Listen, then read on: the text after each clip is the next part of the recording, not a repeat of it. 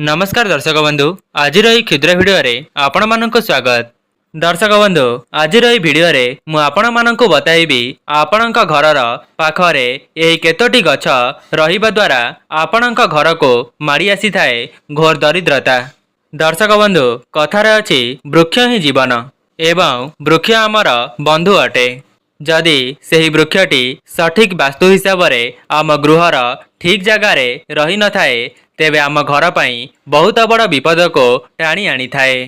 ता सहित आपण घर को धनजनित समस्या दुख दारिद्रता को निज आड़ को टाणी आनी थाए, जहाद्वारा आपण घरर कौनसी सदस्य माने तांका जीवन रे उन्नति करि पारंती नाही। किंतु दर्शक बंधु समस्त गछ एपरी होई न थाए। एमिति भी किछि गछ अछंती जहा भगवानंक सदृश कृपा प्राप्त कराई थांती। आज्ञा हाँ दर्शक बंधु यही वृक्ष माने स्वयं भगवानंकर सदृश भाव काम करि थांती। तेबे आसंतु जानिबा आम घरे एमिति केउं वृक्ष रहिबा द्वारा आम घरर उन्नति होई थाए एवं केउं वृक्ष रहिबा द्वारा आम घर को दुख दारिद्रता माड़ी आसी थाए। दर्शक बंधु यह जानिबा पूर्वर आपण मानक अनुरोध वीडियोटी को लाइक करि नथिले वीडियोटी को लाइक करी कमेंट बॉक्स रे जय मां लक्ष्मी जय जगन्नाथ अवश्य लिखि दियंतु। सनातन धर्म रे एमिति भी किछि गछ अछंती जहाको पवित्र एवं शुभ गछ बोली विवेचना करा जाइछि। सेही गछ जदि आपणक घर पाखरे रही थाए तेबे आपणक घर को सकारात्मक शक्तिर आगमन होई थाए। जो घरे सकारात्मक शक्ति भरी होई रही थाए सेही घरे दुख दरिद्रता एवं धनर अभाव केबे हेले भी देखा देई न थाए। तेबे सेही गछ गुड़िक हेउछि गंगशिउली गछ, बेल गछ, भृसंग गछ, डालिंब गछ, अँला गछ एवं तुलसी गछ। दर्शक बंधु सनातन धर्म रे एमिति भी किछि गछ मानंको विवेचना करा जाइछि जेउ गछ आम घर पाखरे रहिबा बहुत अशुभ बोली माना जाई थाए। ज्योतिष शास्त्र अनुसार यही गछ मानकरे नकारात्मक शक्ति एवं भूत प्रेतंकर बास रही थाए। जदि आपणक घर आगरे किंबा घर आखपाखरे यही सबु गछ रही थाए तेबे आपणक घरे धनजनित समस्या देखा देबा सहित आपणक परिवार रे कौनसी भी व्यक्ति उन्नति करि पारंती नाही। ता सहित आपण माने मानसिक चिंतारे मध्य बुड़ी जाई थांती जहाद्वारा आपणक जीवन रे कौनसी उन्नति मध्य करि पारंती नाही। आज्ञा हाँ दर्शक बंधु एपरी गछ आपणक घरे नकारात्मक शक्तिर संचार कराई थांती। ता सहित परिवार मध्यरे सबुबेले अशांति मध्य देखा देई थाए। विशेष करी सेही व्यक्ति मानकर धनजनित समस्या बहुत मात्रा रे देखा देई थाए जहाँकि सेमाने बहुत दुख कष्टरे निजर जीवनटी को अतिबाहित करि थांती। सेथिपाई मु आपण मानको भिडियोर आगरे सेही सबु गछ विषय रे बताइबा पई जाउछि जेउ गछ को आपणक घर पाखरे रखिले आपणकर ही अमंगल होई थाए। सेथिपाई जदि आपण मानक घरे किंबा घर आखपाखरे यही सबु गछ अछि तेबे तुरंत ही ताकू ओपाड़िकी फोपाड़ी दियंतु। दर्शक बंधु यही भिडियोटी आपण मानक पई बहुत गुरुत्वपूर्ण अटे। जदि आपण माने एहाकू मिस करि देबे तेबे आपणक जीवन रे बहुत बड़ संकट आसी जाई पारे जहाँकि आपणक धनजनित समस्या केबे हेले भी आपणकर पीछा छाड़िबनी। सेथिपाई जदि आपण मानक घर पाखरे यही सबु गछ अछि तेबे निश्चित भावरे यही भिडियोटी को थरे मात्र देखि करि जांतु। जदि आपणकर घर पाखरे किंबा घर सम्मुखरे यही सबु गछ अछि तेबे शीघ्र ताकू ओपाड़ी दियंतु। प्रथमत कंटा जातीय गछ यही गछ आपणकर घर सामनारे किंबा घर आखपाखरे रहिले आपणक घरे दुख दारिद्रता धनजनित समस्या वृद्धि पाई थाए एवं आपणक परिवारर समस्त सदस्य मानकर स्वास्थ्य को बिगाड़ी देई थाए। वास्तुशास्त्र रे कंटा जातीय गछ किंबा क्षीर जातीय गछ आपणक घर पाई बहुत अशुभ होई थाए। जदि आपणक घर पाखरे यही सबु गछ रही थाए तेबे परिवार रे वाद विवाद एवं कली झगड़ा देखा देई थाए। सेथिपाई आपणकर घर पाखरे किंबा घर सामनारे कंटा जातीय गछ को केबे हेले भी रखंतु नाही। बबुल कंटा गछ यही गछटी अत्यंत अशुभ होई थाए। यही गछ आपणक घर पाखरे रहिले आपणक जीवन रे केबे हेले भी उन्नति करि परिबे नाही। ତା ସହିତ ଆପଣଙ୍କ ଘରକୁ ଦୁଃଖ ଦାରିଦ୍ରତା ମାଡ଼ି ଆସିଥାଏ। ଦ୍ୱିତୀୟରେ ଖଜୁରୀ ଗଛ। ଖଜୁରୀ ଗଛଟି ଅତ୍ୟନ୍ତ ସୁନ୍ଦର ହୋଇଥାଏ। ଏହାର ଫଳ ମଧ୍ୟ ବହୁତ ମଧୁର ହୋଇଥାଏ। କିନ୍ତୁ ଏହା ଆପଣଙ୍କର ଘର ସାମ୍ନାରେ କିମ୍ବା ଘର ପାଖରେ ରହିବା ଦ୍ୱାରା ଏହା ଆପଣଙ୍କର ବହୁତ ହାନିକାରକ ହୋଇଥାଏ। ବାସ୍ତୁଶାସ୍ତ୍ରକୁ ଦେଖିବାକୁ ଗଲେ ଯେଉଁ ଘରର ଆଖପାଖରେ କିମ୍ବା ଘରର ସମ୍ମୁଖରେ ଖଜୁରୀ ଗଛ ରହିଥାଏ ସେହି ଘରକୁ କେବେ ହେଲେ ବି ମା ଲକ୍ଷ୍ମୀଙ୍କର ଆଗମନ ହୋଇନଥାଏ। ଅର୍ଥାତ୍ ସେହି ଘରକୁ ଦୁଃଖ ଦାରିଦ୍ରତା କେବେ ଛାଡ଼ିକରି ଯାଇନଥାଏ। ଏବଂ ଆପଣମାନେ ଯେତେ ଧନକୁ ରୋଜଗାର କଲେ ମଧ୍ୟ ଆପଣଙ୍କ ପରିବାରକୁ ତାହା ଅଣ୍ଟି ନଥାଏ। ବାଉଁଶ ଗଛ।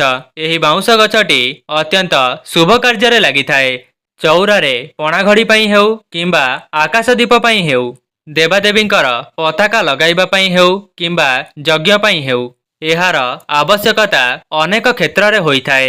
କିନ୍ତୁ ଏହି ଗଛ ଘର ସାମ୍ନାରେ ରହିବା ଦ୍ୱାରା ଘରର ଅଶୁଭ ହୋଇଥାଏ। ଶାସ୍ତ୍ରରେ ଏମିତି ମଧ୍ୟ କୁହାଯାଇଛି ବାଉଁଶ ଗଛରେ ଭୂତ ପ୍ରେତଙ୍କର ବାସ ହୋଇଥାଏ। ଯଦି ଏହି ଗଛ ଆପଣଙ୍କର ଘର ସାମ୍ନାରେ ରହିଥାଏ ଏହା ଆପଣଙ୍କ ଘର ପାଇଁ ବହୁତ ଅଶୁଭ ହୋଇଥାଏ। ଦର୍ଶକ ବନ୍ଧୁ, ଏହା ତ ଥିଲା ଆପଣଙ୍କ ଘର ପାଖରେ କେଉଁ ସବୁ ଗଛକୁ ଲଗାଇବେ ନାହିଁ ଏବଂ ଯଦି ଆପଣଙ୍କ ଘର ପାଖରେ ଏହି ସବୁ ଗଛ ଅଛି ତେବେ ଆଜିଠାରୁ ହିଁ ତାକୁ ଓପାଡ଼ିକି ଫୋପାଡ଼ି ଦିଅନ୍ତୁ। ଏବେ ଆସନ୍ତୁ ଜାଣିବା କେଉଁ ଗଛ ଆପଣଙ୍କ ଘରର କେଉଁ ସ୍ଥାନରେ ରହିଲେ ଆପଣଙ୍କ ଘରକୁ ସ୍ୱୟଂ ମା ଲକ୍ଷ୍ମୀଙ୍କର ଆଗମନ ହେବ, ଅର୍ଥାତ୍ ଆପଣଙ୍କ ଘରେ ଧନ ଧାନ୍ୟରେ ପରିପୂର୍ଣ୍ଣ ହେବ ଏବଂ ଲକ୍ଷ୍ମୀ ନାରାୟଣ ଆପଣଙ୍କ ପରିବାର ଉପରେ କୃପା ଦୃଷ୍ଟିକୁ ବଜାୟ ରଖିବେ। ପ୍ରଥମେ ହେଉଛି ତୁଳସୀ ଗଛ। ସନାତନ ଧର୍ମରେ ତୁଳସୀ ଗଛରେ ମା ଲକ୍ଷ୍ମୀଙ୍କର ବାସ ହୁଏ ବୋଲି ମାନ୍ୟତା ଅଛି। କୁହାଯାଏ ଯେଉଁ ଘରେ ତୁଳସୀ ଗଛର ବିଶେଷ ଭାବରେ ପୂଜାର୍ଚ୍ଚନା କରାଯାଇଥାଏ ସେହି ଘର ଉପରେ ଶ୍ରୀ ବିଷ୍ଣୁଙ୍କର ଆଶୀର୍ବାଦ ବନି ରହିଥାଏ। ଆଜ୍ଞା ହଁ ଦର୍ଶକ ବନ୍ଧୁ, ସାମାନ୍ୟ ଦେଖାଯାଉଥିବା ଏହି ତୁଳସୀ ଗଛଟି ଆପଣଙ୍କ ଘରର ସମସ୍ତ ନକାରାତ୍ମକ ଶକ୍ତିକୁ ନାଶ କରି ସକାରାତ୍ମକ ଶକ୍ତିର ସଞ୍ଚାର କରାଇବାର କ୍ଷମତା ରଖିଥାଏ। ଦର୍ଶକ ବନ୍ଧୁ, ଏବେ ଆସନ୍ତୁ ଜାଣିବା ତୁଳସୀ ଗଛଟି ଆପଣଙ୍କ ଘରର କେଉଁ ଦିଗରେ ଲଗାଇବା ଦ୍ୱାରା ଆପଣଙ୍କର ମଙ୍ଗଳ ହୋଇଥାଏ ଏବଂ ତାପରେ ଜାଣିବା ତୁଳସୀ ଗଛକୁ ଆପଣମାନେ କେଉଁ ଦିଗରେ ଲଗାଇବେ ନାହିଁ। ପ୍ରଥମରେ ହେଉଛି ଆପଣମାନେ ତୁଳସୀ ଗଛକୁ ପୂର୍ବ ଈଶାନ୍ୟ କୋଣରେ ସ୍ଥାପନା କରାନ୍ତୁ, ଯାହାଦ୍ୱାରା ଲକ୍ଷ୍ମୀ ନାରାୟଣଙ୍କର ବିଶେଷ ଆଶୀର୍ବାଦ ଆପଣଙ୍କ ଉପରେ ବନି ରହିବ। ଏବଂ ଆଉ ଗୋଟିଏ କଥା ଧ୍ୟାନ ରଖିବେ, ତୁଳସୀ ଗଛକୁ କେବେ ହେଲେ ଆପଣଙ୍କ ଘରର ଦକ୍ଷିଣ ଦିଗରେ ଲଗାଇବେ ନାହିଁ। ଶାସ୍ତ୍ରରେ ଏମିତି ମଧ୍ୟ କୁହାଯାଇଛି ଯେଉଁ ଘରେ ଦକ୍ଷିଣ ଦିଗରେ ତୁଳସୀ ଗଛ ଲାଗିଥାଏ ସେହି ଘରର ସଦସ୍ୟମାନେ କେବେ ହେଲେ ବି ଉନ୍ନତି କରିପାରନ୍ତି ନାହିଁ। ସମସ୍ତ ମନୁଷ୍ୟ ସକାଳୁ ଉଠିବା ପରେ ବ୍ରହ୍ମ ମୁହୂର୍ତ୍ତରୁ ସ୍ନାନ ଆଦି କାର୍ଯ୍ୟ ସମାପନ କରିସାରି ତୁଳସୀ ଗଛ ମୂଳରେ ଜଳ ଚଢ଼ାଇବା ଅତ୍ୟନ୍ତ ପବିତ୍ର ବୋଲି ମାନାଯାଇଥାଏ। ଦର୍ଶକ ବନ୍ଧୁ, ଯଦି ଆପଣମାନେ ମା ଲକ୍ଷ୍ମୀଙ୍କର ସ୍ଥିର ବାସକୁ ଆପଣଙ୍କ ଘରେ କରାଇବା ପାଇଁ ଚାହୁଁଛନ୍ତି ତେବେ ଗୁରୁବାର ଦିନ ତୁଳସୀ ମୂଳରେ କଞ୍ଚା କ୍ଷୀର ଏବଂ ଜଳକୁ ମିଶାଇ ଅର୍ପଣ କରନ୍ତୁ ଏବଂ ଆପଣମାନେ ସଞ୍ଜ ସଳିତା କିମ୍ବା ସକାଳର ଦୀପ ଜାଳିବା ସମୟରେ ଦେଶୀ ଗାଈର ଘିଅରେ ଗୋଟିଏ ଦୀପକୁ ପ୍ରଜ୍ୱଳନ କରନ୍ତୁ। ଦେଖିବେ 1 ମାସ ମଧ୍ୟରେ ଆପଣଙ୍କର ସମସ୍ତ ଧନଜନିତ ସମସ୍ୟା ଦୂର ହୋଇଯିବ ଏବଂ ଲକ୍ଷ୍ମୀ ନାରାୟଣଙ୍କର ବିଶେଷ ଆଶୀର୍ବାଦ ଆପଣଙ୍କ ପରିବାର ଉପରେ ବନି ରହିବ। ଦ୍ୱିତୀୟରେ ହେଉଛି ବେଲଗଛ। ଯେମିତିକି ଆପଣମାନେ ଜାଣିଛନ୍ତି ମହାଦେବଙ୍କୁ ବେଲପତ୍ରଟି ଅତ୍ୟନ୍ତ ପସନ୍ଦ ହୋଇଥାଏ। ଶାସ୍ତ୍ରରେ ମଧ୍ୟ ମାନ୍ୟତା ଅଛି ବେଲଗଛରେ ମହାଦେବ ବାସ କରିଥାନ୍ତି। ଏମିତି ମଧ୍ୟ କୁହାଯାଇଥାଏ ଯଦି ଆପଣଙ୍କର କୌଣସି ମନସ୍କାମନା ପୂର୍ଣ୍ଣ ହୋଇପାରୁନାହିଁ ତେବେ ଆପଣମାନେ ବେଲପତ୍ରକୁ ମହାଦେବଙ୍କୁ ଅର୍ପଣ କଲେ ମହାଦେବ ଆପଣଙ୍କର ସେହି ମନସ୍କାମନାଟିକୁ ଖୁବ୍ କମ୍ ସମୟ ମଧ୍ୟରେ ପୂରଣ କରିଦେଇଥାନ୍ତି। ତା ସହିତ ଯେଉଁ ଘରେ ବେଲଗଛର ପୂଜା କରାଯାଏ ସେହି ଘରେ ଶିବ ଏବଂ ଶକ୍ତି ସଦାସର୍ବଦା ବାସ କରିଥାନ୍ତି, ଯାହାଫଳରେ ସେମାନଙ୍କ ଘର ଉପରକୁ ଯାହା ବି ବିପଦ ଆସିଥାଏ ତାହା ମହାଦେବ ରକ୍ଷା କରିଦିଅନ୍ତି। ପ୍ରତ୍ୟେକ ଦିନ ବେଲଗଛର ମୂଳରେ ଜଳକୁ ଅର୍ପଣ କରିବା ଦ୍ୱାରା ଆପଣଙ୍କର ପିତୃପୁରୁଷ ତୃପ୍ତି ହୋଇଥାନ୍ତି। ଦର୍ଶକ ବନ୍ଧୁ, ଯଦି ଆପଣମାନେ ମା ଲକ୍ଷ୍ମୀଙ୍କୁ ପ୍ରସନ୍ନ କରାଇବା ପାଇଁ ଚାହୁଁଛନ୍ତି ତେବେ ବେଲଗଛ ମୂଳରେ ଗୋଟିଏ ଶ୍ୱେତ ଅରଖ ଗଛକୁ ରୋପଣ କରି ପୂଜା କରନ୍ତୁ। ଦେଖିବେ ଏପରି କରିବା ଦ୍ୱାରା ମା ଲକ୍ଷ୍ମୀ ଆପଣଙ୍କ ଉପରେ ଧନର ବର୍ଷା କରାଇବେ। ଦର୍ଶକ ବନ୍ଧୁ, ଆପଣମାନେ ପ୍ରତ୍ୟେକ ଦିନ ବେଲଗଛକୁ ସକାଳେ ଏବଂ ସନ୍ଧ୍ୟାରେ ଦର୍ଶନ କରିବା ଦ୍ୱାରା ଆପଣଙ୍କ ମନରେ ଯାହାବି କିଛି ଅଧା ଅଧୁରା ମନସ୍କାମନା ଅଛି କିମ୍ବା ଚାକିରି କ୍ଷେତ୍ରରେ ପ୍ରୟାସ କରୁଛନ୍ତି, ତେବେ ଖୁବ୍ କମ୍ ସମୟ ମଧ୍ୟରେ ଆପଣଙ୍କର ସେହି ମନସ୍କାମନାଟି ପୂରଣ ହେବା ସହିତ ଚାକିରି କ୍ଷେତ୍ରରେ ମଧ୍ୟ ଆପଣମାନେ ନିଜ ମନ ମୁତାବକ ଚାକିରି ପ୍ରାପ୍ତ କରିବେ। ଯଦି ଆପଣମାନେ ସନ୍ତାନ ପାଇଁ ଚିନ୍ତିତ ଅଛନ୍ତି ଏବଂ ଆପଣଙ୍କର ସନ୍ତାନ ସନ୍ତତି ହେଉନାହାନ୍ତି, ତେବେ ଆପଣମାନେ ବେଲଗଛର ପୂଜା କରନ୍ତୁ। ଦେଖିବେ ଖୁବ୍ କମ୍ ସମୟ ମଧ୍ୟରେ ଆପଣମାନେ ସନ୍ତାନ ସୁଖ ମଧ୍ୟ ଭୋଗ କରିବେ। ଦର୍ଶକ ବନ୍ଧୁ, ଆଉ ଗୋଟିଏ କଥା, ଯଦି ଆପଣମାନେ ବେଲଗଛକୁ କାଟୁଛନ୍ତି କିମ୍ବା ବେଲଗଛକୁ ନଷ୍ଟ କରିଦେଉଛନ୍ତି, ତେବେ ଆପଣଙ୍କ ଘର ଉପରକୁ ବହୁତ ବଡ଼ ବିପଦ ମାଡ଼ି ଆସିଥାଏ। ତୃତୀୟରେ ହେଉଛି ଶମି ଗଛ। ଏହି ଶମି ଗଛଟି ଆପଣଙ୍କ ଘରେ ରହିବା ଦ୍ୱାରା ଆପଣଙ୍କ ଘରକୁ ଧନର ଆଗମନ ହୋଇଥାଏ। ଏହି ଶମି ଗଛକୁ ଆପଣଙ୍କ ଘରର ବାମ ପାଖରେ ଲଗାଇବା ଉଚିତ।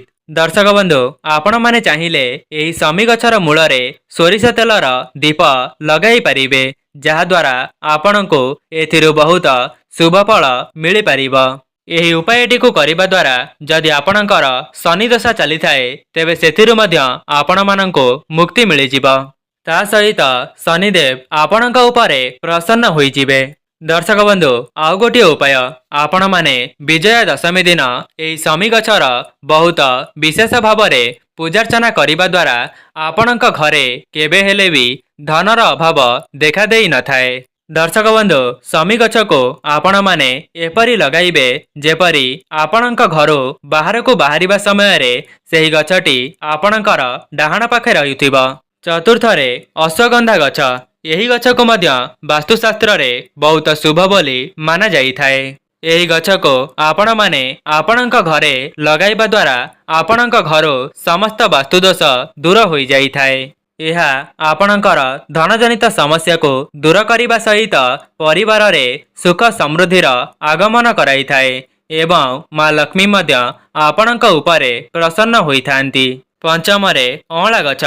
ଯଦି ଆପଣଙ୍କର ଅଁଳା ଗଛଟି ପୂର୍ବ ଦିଗ କିମ୍ବା ଉତ୍ତର ଦିଗରେ ରହିଥାଏ, ତେବେ ଆପଣଙ୍କ ଘରେ ବହୁତ ଅଧିକ ଧନର ଆଗମନ ହେବ। ତା ସହିତ ଲକ୍ଷ୍ମୀ ନାରାୟଣ ଆପଣଙ୍କ ଘରେ ସଦାସର୍ବଦା ବାସ କରିବେ। ଯଦି ଆପଣମାନେ ବ୍ୟାପାର ବାଣିଜ୍ୟ କ୍ଷେତ୍ରରେ ପ୍ରୟାସ କରୁଥିଲେ, ତେବେ ସେଥିରୁ ମଧ୍ୟ ଆପଣଙ୍କୁ ବହୁତ ଲାଭ ପ୍ରାପ୍ତି ହେବ। ଦର୍ଶକ ବନ୍ଧୁ, ଅଁଳା ଗଛଟି ଆପଣଙ୍କ ଘରେ ରହିବା ଦ୍ୱାରା ଆପଣଙ୍କର ସମସ୍ତ ଦୁଃଖ ଦାରିଦ୍ର୍ୟତାକୁ ଦୂର କରିବାରେ ସହାୟତା କରିଥାଏ। ଶାସ୍ତ୍ରରେ ମଧ୍ୟ ଉଲ୍ଲେଖ ଅଛି ଯେ ଆପଣମାନେ ଯଦି ସମ୍ପୂର୍ଣ୍ଣ ନିଷ୍ଠା ଏବଂ ଭକ୍ତିର ସହକାରେ ଅଁଳା ଗଛର ପୂଜା କରିବେ, ତେବେ ଆପଣଙ୍କର ସମସ୍ତ ଅଭିଳାଷକୁ ଏହା ପୂରଣ କରିବାର ସକ୍ଷମ ରଖିଥାଏ। ଧାର୍ମିକ ଶାସ୍ତ୍ର ଅନୁସାରେ ଏହି ଗଛରେ 33 କୋଟି ଦେବାଦେବୀ ବାସ କରିଥାନ୍ତି। ଏହା ସହିତ ଅଁଳାଟି ଶ୍ରୀ ବିଷ୍ଣୁଙ୍କର ମଧ୍ୟ ଅତ୍ୟନ୍ତ ପ୍ରିୟ ହୋଇଥାଏ। ଦର୍ଶକ ବନ୍ଧୁ, କ'ଣ ଆପଣମାନେ ଜାଣିଛନ୍ତି ଅଁଳା ଗଛରେ ଲକ୍ଷ୍ମୀ ନାରାୟଣଙ୍କର ବାସ ହୋଇଥାଏ, ଯାହାଦ୍ୱାରା ଆପଣମାନେ ଯଦି ନିଜ ଘରେ ଅଁଳା ଗଛକୁ ଲଗାଉଛନ୍ତି, ତେବେ ମା ଲକ୍ଷ୍ମୀ ଏବଂ ଶ୍ରୀ ବିଷ୍ଣୁ ସଦାସର୍ବଦା ବାସ କରିଥାନ୍ତି। ଯଦି ଆପଣଙ୍କର ଉତ୍ତର ଦିଗରେ ଅଁଳା ଗଛଟି ଲାଗିଛି, ତେବେ ଶ୍ରୀ ବିଷ୍ଣୁଙ୍କର ଆଶୀର୍ବାଦରୁ ଆପଣଙ୍କ ଘରେ ଧନ ଧାନ୍ୟ ଏବଂ ସୁଖ ଐଶ୍ୱର୍ଯ୍ୟର ଆଗମନ ହେବ। ଯଦି ଆପଣମାନେ କୌଣସି କାର୍ଯ୍ୟରେ ଅସଫଳତା ଭୋଗ କରୁଥିଲେ, ତେବେ ଗୋଟିଏ ଅଁଳା ଗଛକୁ ଆପଣଙ୍କର ଉତ୍ତର ଦିଗରେ ରୋପଣ କରନ୍ତୁ। ଦେଖିବେ ଆପଣଙ୍କର ସମସ୍ତ ଅଶୁଭତ୍ୱ ଖଣ୍ଡନ ହୋଇଯିବ। ଶାସ୍ତ୍ରରେ ମଧ୍ୟ ଏମିତି କୁହାଯାଇଛି, ଯଦି କୌଣସି ବି ବ୍ୟକ୍ତି ନିଜ ଜୀବନରେ ଗୋଟିଏ ଅଁଳା ଗଛକୁ ଲଗାଇ ତାହାର ବିଶେଷ ଭାବରେ ଯତ୍ନ ନେଇଥାଏ, ସେହି ବ୍ୟକ୍ତିଟି ତା ଜୀବନରେ ବହୁତ ଉନ୍ନତି କରିଥାଏ, ସମାଜରେ ତାର ପ୍ରତିଷ୍ଠାନ ବନି ରହିଥାଏ। ବାସ୍ତୁଶାସ୍ତ୍ରରେ ଅଁଳା ଗଛକୁ ଲଗାଇବା ବହୁତ ଶୁଭ ବୋଲି ବିବେଚନା କରାଯାଇଛି। ସେଥିପାଇଁ ଯଦି ଆପଣମାନେ ଆପଣଙ୍କ ଜୀବନରେ ଉନ୍ନତି କରିବା ପାଇଁ ଚାହୁଁଛନ୍ତି, ତେବେ ଗୋଟିଏ ଅଁଳା ଗଛକୁ ଆପଣଙ୍କ ଘରେ ରୋପଣ କରି ତାର ଭଲ ଭାବରେ ଯତ୍ନ ନିଅନ୍ତୁ। ଷଷ୍ଠରେ ହେଉଛି ଅଶୋକ ଗଛ। ଆପଣମାନେ ଜାଣିଥିବେ ଅଶୋକ ଗଛର ବହୁତ ଅଧିକ ମାହାତ୍ମ୍ୟ ରହିଛି। एवं माता सीता जेतेबेले अशोक बाटिकारे बास करुथिले सेबेठारु ही अशोक गछर महात्म्य बहुत अधिक रही अछि। एवं आउ गोटिए पटरु देखिबाकू गले अशोकर अर्थ हेउछि जेउठारे शोक न थाए, अर्थात सेही जगाटी सकारात्मक शक्ति रे भरी होई रही थाए। दर्शक बंधु, अशोक गछटी जेउ जगारे रही थाए सेही जगारू अशांति को दूर करी सुख शांतिर आगमन कराई थाए। यही गछटी जेउ मानकर घरे रही थाए सेही व्यक्ति ता जीवन रे बहुत उन्नति करिबा सहित तार कार्य क्षेत्र रे मध्य प्राधान्य लाभ करी थाए। सप्तम रे धला अरख गछ।